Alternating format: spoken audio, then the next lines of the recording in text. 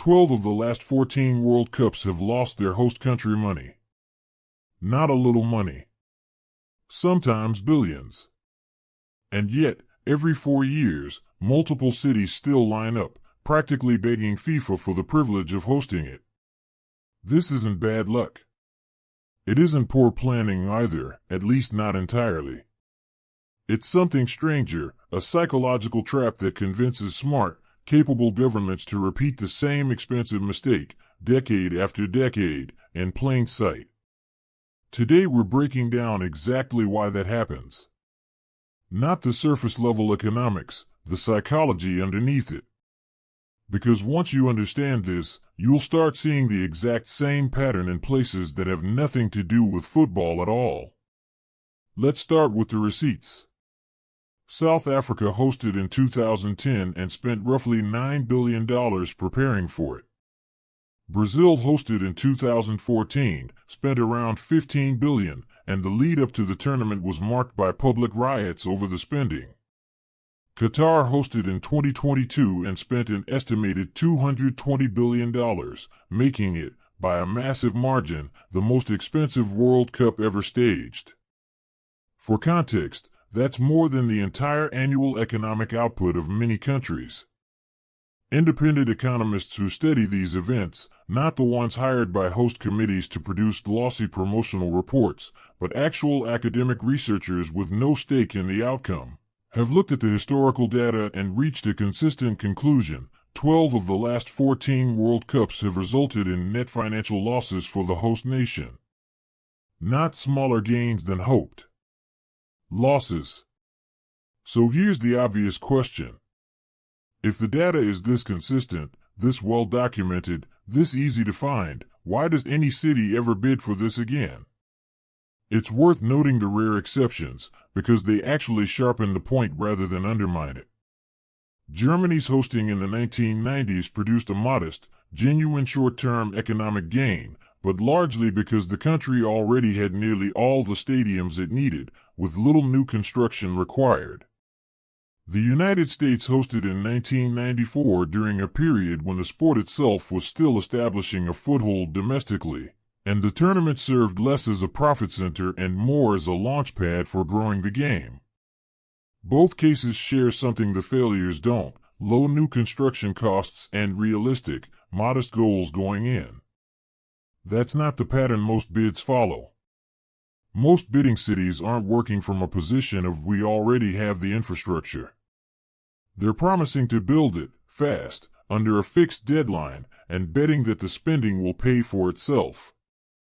The exceptions prove that hosting can work financially, under very specific, very narrow conditions that most bidding cities don't actually meet, and don't honestly admit they don't meet. You'd expect, after a pattern like this, that interest in hosting would dry up. Mayors would read the reports, look at the numbers, and quietly pass. Instead, the opposite happens. Cities compete with each other for the right to take on these costs. They hire consultants to make their bids more attractive. They lobby federal governments for support. All of this, to win something that the data says will almost certainly cost them more than it returns. This is where it stops being an economics problem and starts being a psychology problem. Here's the first force at work, and it's one of the oldest patterns in human decision-making: status outweighs logic when the audience is watching. Hosting a World Cup isn't really a financial decision for the people who push hardest for it. It's a status decision. A mayor, a governor, a head of state, these are people whose careers are built on visibility, on being seen doing something significant. We balanced the budget responsibly and declined an expensive global event does not make headlines. Our city will host the World Cup does. Researchers call a version of this the winner's curse, a pattern originally identified in competitive bidding situations, where the winner of an auction is, almost by definition, the party who overestimated the value of what they were bidding on the most. Apply that to city governments. The city that wins the right to host isn't necessarily the city with the most realistic economic projections. It's the city willing to promise the most, spend the most, and believe the rosiest version of the outcome, because believing that rosy version is what wins the bid in the first place. And it's not just about a single mayor's ego. Hosting an event like this puts a temporary spotlight on a city that money genuinely cannot buy any other way.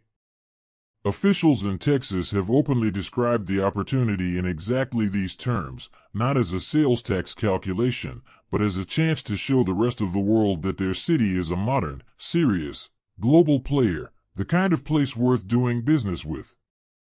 That pitch is aimed less at tourists buying hot dogs and more at corporations deciding where to open their next office. That's a real benefit.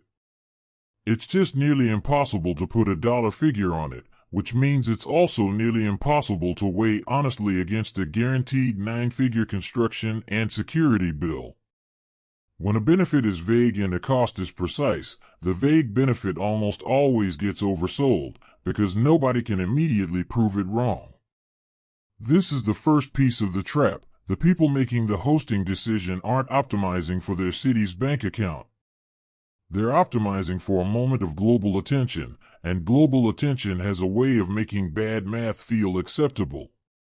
The second force kicks in after the bid is already won, and it's even harder to escape. Once a city is selected to host, the bidding stage optimism doesn't just fade quietly when reality sets in. It hardens into something psychologists call escalation of commitment, the tendency to keep investing in a decision specifically because you've already invested in it, even after new information suggests you shouldn't. Here's how it plays out in practice. A city wins its bid. Initial cost estimates come in. Then construction begins, and costs rise. They almost always rise, because the kind of fixed deadline, high-visibility infrastructure these projects involve has very little room for renegotiation once it's underway. A stadium that needs to be ready for an immovable opening match in 3 years isn't a project you can quietly slow down to save money. At that point, officials face an uncomfortable choice: openly admit the original commitment was a mistake and absorb significant political damage, or push forward, fund the overruns, and tell the public the finish line is close and worth it. Almost every city chooses the second option, not because it's the financially smarter choice, but because the first option means standing up and saying we were wrong in front of every voter who remembers the original promise. You can actually watch this dynamic play out in real time with the 2026 tournament. Toronto's hosting cost estimate didn't stay where it started. It climbed from an early figure in the tens of millions to roughly $380 million Canadian. Vancouver's projected costs landed somewhere between $578 and $624 million Canadian dollars. Neither city walked away when the number grew. They couldn't. The commitment had already been made, publicly, irreversibly, years earlier. This is exactly why sunk cost thinking is so dangerous in government spending specifically. A private investor can cut their losses and walk away from a bad bet with nothing but financial pain. A mayor who tries to do the same thing on a World Cup commitment faces a different kind of cost entirely: public humiliation, opposition attacks, the appearance of incompetence. So the rational individual choice, even when the citywide financial choice is bad, is to keep pouring money in and hope the story ends well. The pressure doesn't stay contained to government budgets either. It ripples outward into the local economy in ways that quietly punish the very residents the tournament is supposed to benefit. In parts of Mexico, hotel rates spiked by nearly 1,000% in the run-up to the tournament, pricing out the kind of modest, returning visitor a city actually relies on year-round, in favor of a short, intense surge that vanishes the moment the final whistle blows. The commitment was made years in advance, on the promise of a windfall. The people actually living in these cities are the ones absorbing the side effects in real time, with no realistic way to opt out. The trap doesn't spring at the bidding stage. It springs afterward, when walking away becomes more painful than staying the course, regardless of what staying the course actually costs. Now here's the part that should genuinely bother you. because it's the piece that makes the first two forces possible in the first place. Every city that bids to host produces an economic impact study. These reports are commissioned specifically to justify the bid, and they are, with remarkable consistency, wildly optimistic. One economist who has spent decades studying these events put it bluntly: these promotional studies tend to use methodologies that wouldn't survive serious academic scrutiny, built on assumptions chosen specifically to produce an impressive headline number. This isn't necessarily dishonesty in the criminal sense. It's something more structural. The consultants producing these reports are hired by the same people who want the bid to succeed. Construction companies, who stand to win enormous contracts, support the bid. Investment banks, who profit from floating municipal bonds to finance the stadiums, support the bid. Politicians, who benefit from the visibility, support the bid. There is an entire ecosystem of well-connected, financially motivated parties whose interests all point in the same direction, toward an inflated projection that makes the bid look irresistible. Compare that to the side of the ledger arguing for caution. Independent academic economists exist, and their research is publicly available, but they have no comparable lobbying machine. Nobody is paying them to advertise their findings on billboards. Their papers sit in journals while the host committee's glossy 60-page brochure gets handed directly to city council members and local reporters. The 2026 tournament gives us a strikingly clean example of this gap. The host committee's own projections, built with a tourism consultancy, promised over $3 billion in regional economic impact and more than 26,000 jobs, a forecast big enough that organizers rang the opening bell at the New York Stock Exchange to celebrate it. That projection rested on an assumption of over 1 million visiting fans actually showing up and spending money. By the spring before the tournament began, the early data told a very different story. Advance hotel bookings were already tracking below the same period the previous year, a year with no major event happening at all. A survey of hoteliers across all 11 U.S. host markets found the large majority reporting bookings well under their original forecasts, with visa restrictions and broader travel hesitancy cited as the biggest drag on international demand. This is the mechanism in its purest form. The optimistic number gets produced first, gets the headlines, gets the political buy-in, and locks in the spending commitment. The disappointing reality arrives months or years later, quietly, in a trade survey or an economist's follow-up report that almost nobody outside the industry reads. By the time the gap becomes undeniable, the stadiums are already built and the bill has already been signed. If host cities consistently lose, it's worth asking plainly, who's actually winning here? The 2026 tournament makes the answer unusually transparent, because FIFA changed the underlying business model for this edition specifically. In previous tournaments, a local organizing committee typically ran the event, absorbing both the costs and a share of the upside. For 2026, FIFA itself is operating the tournament directly, dealing with host cities one by one rather than through a national organizing body. Under that structure, FIFA controls essentially all of the revenue, broadcast rights, sponsorships, ticketing, hospitality packages, merchandising, while the host cities and states control, and pay for, essentially all of the operational costs. It's worth saying that plainly one more time, because it's the whole story in a single sentence: FIFA keeps the revenue, and the cities keep the bill. The numbers make the imbalance concrete. FIFA is projected to collect somewhere between roughly $9 and $13 billion in revenue from this tournament alone, driven partly by broadcast deals worth billions, and partly by a pricing tool FIFA is using for the first time at a World Cup: dynamic ticket pricing, the same mechanism airlines and concert promoters use, where prices float upward with demand in real time.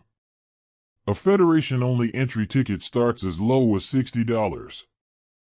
A top category seat at the final climbs as high as $7,875. Several matches this tournament are already selling for multiples of what comparable seats cost at the previous World Cup. Meanwhile, individual host cities are each absorbing somewhere between $100 to $200 million in direct costs, security, transportation, infrastructure, stadium modifications to meet FIFA standards. Federal security grants cover only part of it. In the United States, roughly $625 million was allocated across all 11 host cities combined, which sounds significant until you divide it across the actual price tag each city is facing. Some costs land in unexpected places entirely. One transit authority alone is facing a bill of roughly $48 million just to move fans to and from venues. The costs aren't limited to direct spending either. Some of it is revenue that simply never shows up. In Missouri, state officials confirmed World Cup tickets sold for matches in Kansas City would be exempt from the sales tax that every other major sporting event in that same stadium normally generates. Missouri collects tax revenue on every Chiefs game, every Royals game, year after year, but for 6 World Cup matches at the same venue, that revenue simply doesn't materialize. An estimated loss in the range of $10 million that would otherwise have funded local schools and public services. It's a small detail in a multi-billion-dollar story, but it captures the asymmetry perfectly. Even the tax code bends in FIFA's favor, while the city absorbs the difference. And FIFA's revenue engine keeps expanding in ways that have nothing to do with the sport itself. For 2026, the organization signed its first ever official cryptocurrency exchange partnership, layering prediction markets and token-based fan engagement features on top of the traditional broadcast and sponsorship revenue streams. None of that innovation flows toward the host cities footing the infrastructure bill. It flows in one direction, toward FIFA. This is precisely why the prestige bias and the sunk cost spiral are so easy for FIFA and so costly for everyone else. FIFA isn't the one making an irrational emotional bet on a glowing headline. FIFA built the system. The cities are the ones caught inside the psychology. Here's why this matters even if you couldn't care less about football. This exact psychological sequence, prestige overriding caution, sunk cost preventing retreat, optimistic projections justifying the initial leap, shows up everywhere governments and organizations commit to large, visible, irreversible projects. Olympic host cities have followed almost the identical pattern for decades, racking up cost overruns so reliably that some economists now treat it as close to a law rather than an exception. World's fairs and international expos have a long history of the same dynamic on a smaller scale.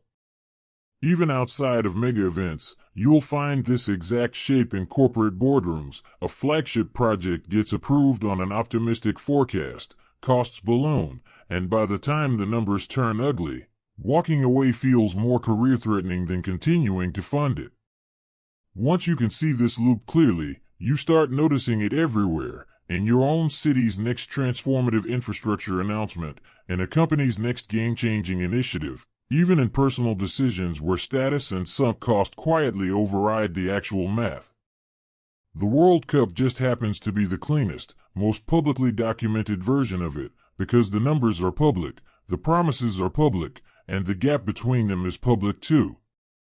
None of this means hosting a World Cup is purely irrational from every angle. There are real, if hard to measure, benefits, visibility, infrastructure upgrades a city might have wanted anyway, a few weeks of genuine civic excitement. But those benefits are consistently, predictably oversold, while the costs are consistently, predictably underestimated. And the gap between those two distortions is where the psychology lives. So next time a city announces it's bidding for a World Cup, an Olympics, or any glittering mega project, you now know what's actually happening underneath the press conference. It's not really a financial decision dressed up in excitement. It's prestige, sunk cost, and optimism, working together to make an expensive bet feel inevitable before anyone's run the real numbers. The stadiums will be beautiful. The opening ceremony will be unforgettable. And somewhere, months later, a city council will be looking at a bill nobody budgeted for, wondering how they got here, even though, if you'd asked an independent economist beforehand, they could have told them exactly how. If this changed how you'll watch the next World Cup, subscribe. Next time, we're breaking down why the people buying the tickets are falling into the exact same trap.